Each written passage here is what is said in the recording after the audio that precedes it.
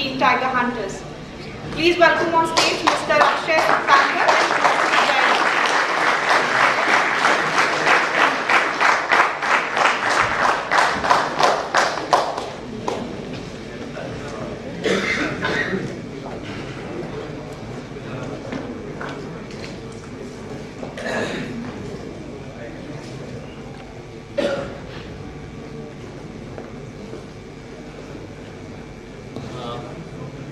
Good evening, I am Jay Shuchindani and my teammate Akshay Thankar. So we will be going over the case. We have already known much about Hindalco, so I will be directly going into the case details, case analysis. Now this is the plant capacity of all the 10 plants of Hindalco. The as seen, Renukut has the highest plant capacity, which is of 10,45,000 tons, and which is followed by Muri, Dahej, and Belgaum. On the right side, it shows the plant locations of Hindalco. So these are this is the executive summary of us. So we have identified 5 mega trends which will be impacting the logistics industry of India, and which Hindalco needs to consider before it takes its decision. So these are the 5 mega trends. The first is dedicated freight corridors. Now by 2016-17, Western DFC and Eastern DFC spanning across 3,300 kilometers is expected to be ready, which will impact majorly on logistics industry. Also, according to Frost and Sullivan analysis, around 140 million tons will be transported through DFC by 2016-17, which is just 2 years away. Now, second development is National Highway Development Programs.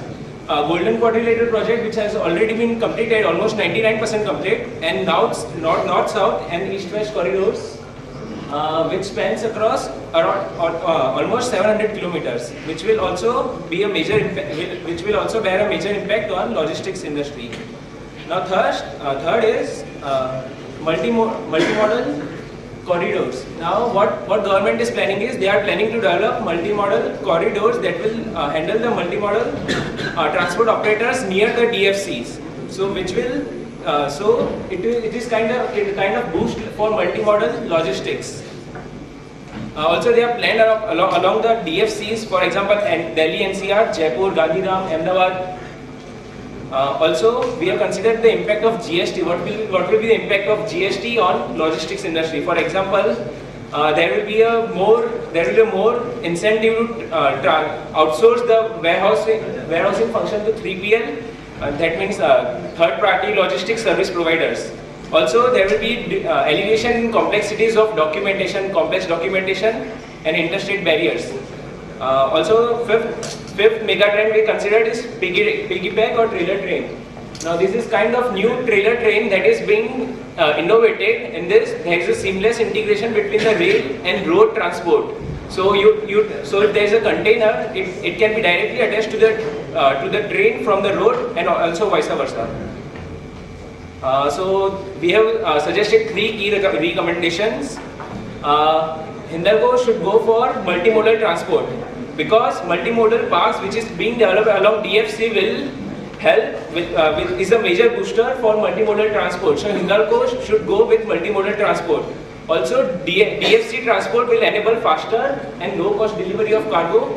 Along with that, road transport will facilitate end-to-end delivery of cargo. Now, previously in the previous we heard that there were suggestions that to use trains as for last mile connectivity, but it is not always possible, because it is very capital intensive, and it is not under the control of Hindalco. So that's one of the major reasons why we suggest for multimodal transport, because road transport will enable end-to-end delivery and not trains. Because it is very capital intensive. Now, second recommendation is it should outsource to multimodal transport operators, because now for using DFC to its optimum capacity, it is very necessary that trains are being used at full capacity. Now, this can be only achieved if it is outsourced to third-party logistics provider. So this is our second recommendation. Third recommendation is we have suggested primary mode of transports for each of the plants. So for Renukoot, Muri, Taloja and Silvassa plants, Hindalco should opt for rail transport as primary mode of transport. And for Belgaum, Hirakud, Kolur and Kolur, Hindalco should opt for road transport, which will be benefited from Golden Quadrilateral project and north-south, east-west corridors. Now on the left hand side you can see two pie charts. One is the data from 2012 and another is forecasted to 2017. Now this is the freight sharing of transport modes. In 2012, rail had a freight share of 28% and road had a freight share of 65%. Now in 2017 you can see rail has a freight share of 32%, which is an increase of 5%, and road has a freight share of 58%, which is going down 7%. So even if we consider long-term planning, so even till 2021, it is not that road will completely go out of the way. Road and rail will have to share the freight capacities, and this is according to the Frost and Sullivan analysis. Now we will be studying why we have on the basis on which we have put our recommendations. First we will be studying rail transport infrastructure. As it can be seen from the graph, rail freight share has grown from almost 450 to 900, so almost double. It has gone to double in 12 years. Now there is around 63,000 route kilometers covered across 28 states. Around 2 million tons of cargo is being transported every day. Also, there are 16 private container train operators in freight logistics. Also, there are dedicated freight lines for freight movement. Now, one major bottleneck for opting for train is Hindalco uses containers for transporting. Cargo. Now, as it can be seen from the graph, the container percentage is only 3%. So there are only 3% wagons. So there is not enough capacity in the rail. So we do not suggest Hindalco to directly go into just rail. It has to opt for multimodal. And also, if we divide the containerized cargo, 75% is being used for export-import and 25% is being used for domestic. So now what are the current problems with train? If we go by train, the average speed is of only 25 km per hour, which leads to very long delays. And also there are problems of last mile delivery and efficient model shift. So this is a DFC that is being planned and is expected to be ready by 2016 and 17. There are two DFCs, Western and Eastern DFCs, and as it can be seen from the plants locations, these plant locations, 6 plant locations are located along these DFCs, which is a major benefit to Hindalco. And also this DFCs will be a major boost for this railways, because it will enable real-time tracking and freight and with high-end technology. Also, it will enable faster delivery with low cost. These are some comparisons between conventional rail and DFC. Now Akshay will take over. So what happened in 2007, just quickly take you over, liberalization happened due to it. 16 private operators have entered the market, and the government also has come up with a lot of schemes to help these private players. Now this is the kind of a structure. There are domestic companies, MNCs, then there are government-owned, private sector, and these are the major players, Adani Logistics, Gateway Rail, Reliance, etc., who have actually entered the industry. Now what the government has done is it has allowed CTOs to build their own terminals. It has also allowed the small-scale industries and the private customers to actually go for smaller consignments, which they internalize and they actually send a bigger consignment together. So now this is something that we found from the Frost and Sullivan report. Now these are some drivers that will actually drive the rail transport, which will actually impact the rail transport industry, and these are some restraints. Now this is a report forecasted from 2014 to 2018. Now rail is the most preferred transport, so it won't affect much. But as we can see, if we go to the last restraint, lower preference for cargo transport service by Indian Railways. Indian Railways, what they do is they actually give preference to the passenger trains. So, but as DFCs will come in, the impact will generally lower down. Now, road transport, it has an extensive coverage, as all of us know, and that's why most of the industries prefer road transport. Though there's almost a 30% extra cost that they have to bear, but still they go for convenience. Almost 64% of freight transport is actually goes on through road. Now this is the extensive coverage, Golden Quadrilateral, as Jayesh said, then the north-south, east-west corridors which span for around 6622 kilometers, then development of expressways through toll, that is the build, operate and transfer model that the government has come up with. Then it is the 4-lane NHs are actually being expanded into 6 lanes, and that will really help. And the disadvantage with road transport is it's a very unorganized industry, and most owners have less than 5 trucks, and there are very few owners who actually have more than 20 trucks onto their name. Also, as Mr.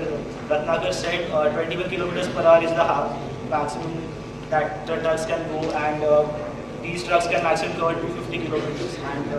And policy issues are also there. They have to go for various clearance checks, security clearance checks and checkposts.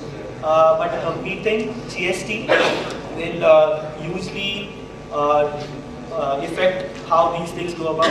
Post GST, there will be distribution centers which will be localized regional DCs instead of statewide DCs, and that will really help. Also, through GST, actually Hindalco can go for 3PL service providers, which will really help. Now, this is actually what we have come up with.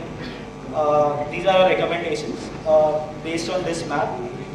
These are the plants that Hindalco has, and these are the recommendations that we propose. So, as you can see.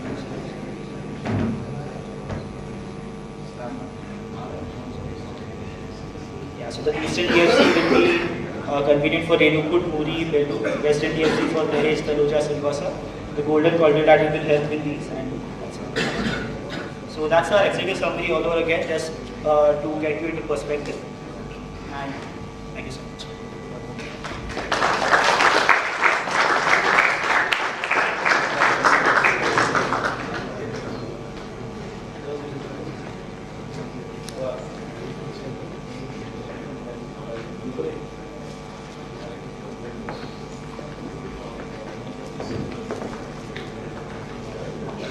Have you taken into consideration those issues relating to loading and unloading when in case of multimodal? If you compare any multimodal system with single modal, that cost and time involved in loading and unloading?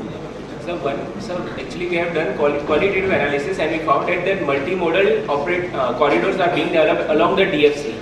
So the loading time, which was very huge in number, now it will be reduced because multimodal operators will be along the DFCs. So, and also the second point is trailer trains. Now trailer trains will be directly connected from the trucks to the railway wagons. So also loading time will be reduced because of this. Will not ultimately lead to higher cost? No, so because railway, the trailer trains, because of trailer because of that one, rate also will be higher in that system. So yeah, but one more constraint is that of last mile distribution. If you actually go by trains, then we actually have to think about how Hindalco will actually service its customers. They cannot actually take the trains actually to their home. So actually the last mile servicing has to be done through roads. That's why that was the basic reason for multimodal. And issues related to this emission of carbon dioxide. Actually, we were concerned with the cost, so we have not considered the green aspect that much. So also bringing train to last mile delivery is very capital intensive and not under the control of Hindalco. Hindalco cannot do anything about it. No, whether it is, which one is capital intensive, railway is capital intensive or not, it is not, you are to not to get bothered about this one, because it depends on your freight charges. These freight charges will be considering this capital cost and everything. So, but capital cost will be borne by government, and it will not be ready to developing this for just Hindalco. if it is doing it, it has to be at policy level. Whatever it might be. So trucks. You mean to say this line extension? Yes, sir. When Okay, line extension issue in that case, you will have to take into account economies of scale also. At what capacity it would be break-even point, and beyond that it would be advantage or disadvantage. Capital intensive, what do you try to mean? So I mean, if we are extending the tracks directly into the ports, it's not always possible. That's what I mean. The roads will be used for last mile delivery. There is no substitute for it. And also, sometimes it is more cheaper to go with the roads than for trains. Depends. Short distance, yeah. Okay. Okay, see, I also have the same question here. What is your final recommendation for Renupura? Sir, we have suggested 3 strategic recommendations. So it should, almost all suggestions were based on that it should opt for single modal transport. What we are suggesting is it should opt for multi, because both DFC and road transport both will because by using multimodal you are reaping the benefits of both DFC as well as roads. Because also in roads there were numerous projects being undertaken, for example Golden Quadrilateral. So, and our second recommendation is it should outsource it to third-party logistics provider or multimodal transport operators. Also there is an association called AMDIO, which is... See, the point is, if you outsource it to the multimodal transport, you are not bothered about how he is going to do it, correct? Yes, sir. Either he will use, railway, or he is going to use, road transport. It's not your botheration, fine. So So the he has first to find out whether you will have a SLA. You will have a service level agreement that this should reach in time. This it should not be late or something like that. So by outsourcing it to outsourcing it to third-party logistics, it is inherently agreeing that it will be going with the multimodal transport. So it is in confidence that that multimodal transport will provide the necessary delivery time. It will reduce cost and it will ensure reliability. So we are just saying that there is more benefit in going with multimodal. Absolutely. Now the point is, if it is multimodal, that means will you using this Kanpur ICD or what route you will use? Through Kanpur So yes, sir, ICD? ICD, because what we have suggested that multimodal corridors will be developed. So ICD Kanpur will be used. But see, you are talking something about, for example, freight corridors, correct? Yes, sir. We have been hearing for 2010. Sorry, sir. We have been hearing this thing from 2010. It's 4 years ago, nothing has happened. And whether it will happen next year, it will happen in 2016, 18, something. You never know. It's a policy decision, first thing. Second thing is, if it's a multimodal, now how it is changed from the current scenario? Whether you are not going to use the Kanpur ICD, you want to use this railway station nearby for 2 kilometers. You will use through transportation to that part. Then it will be transported from that railway station to the JNPT or somewhere else by train. What is your option? So why we are not suggesting train is because there are not enough container wagons available. As we showed in it, only 3% of container wagons are available of the total freight wagons. So there is not enough capacity in the railways. So even if you opt for single mode transport through railways, it's not possible because of capacity constraints.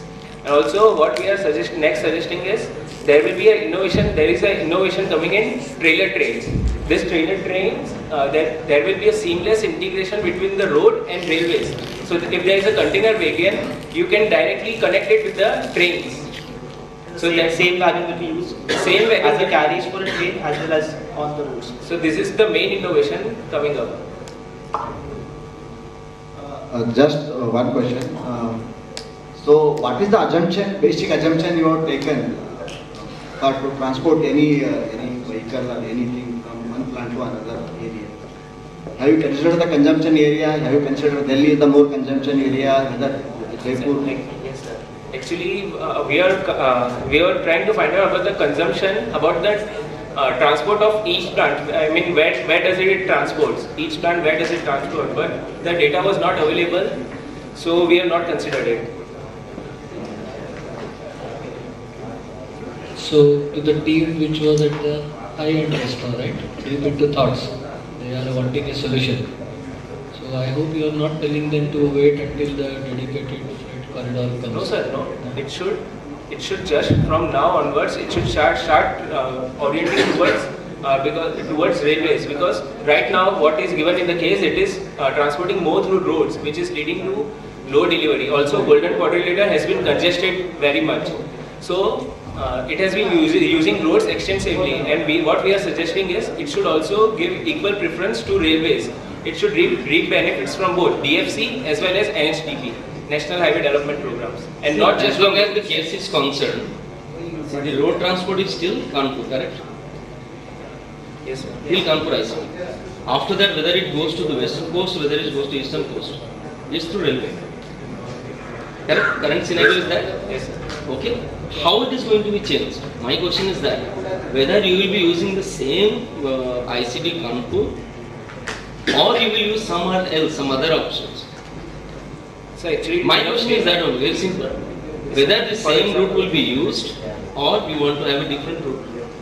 So for example, near Renupur, we have suggested that it should use Eastern DFC because it is located along the lines. So It's not created yet. It's not created yet. Yes, sir. So it just What is the suggestion? The from team now. is waiting in the night. What is your suggestion? Yeah, sir, actually, since the Eastern DFC will, Golden Quadrilateral covers all the major ports, and that's where we found most of the Hindalco plants lie. I think that's what we should use the Golden Quadrilateral for now until we get proper Eastern DFC.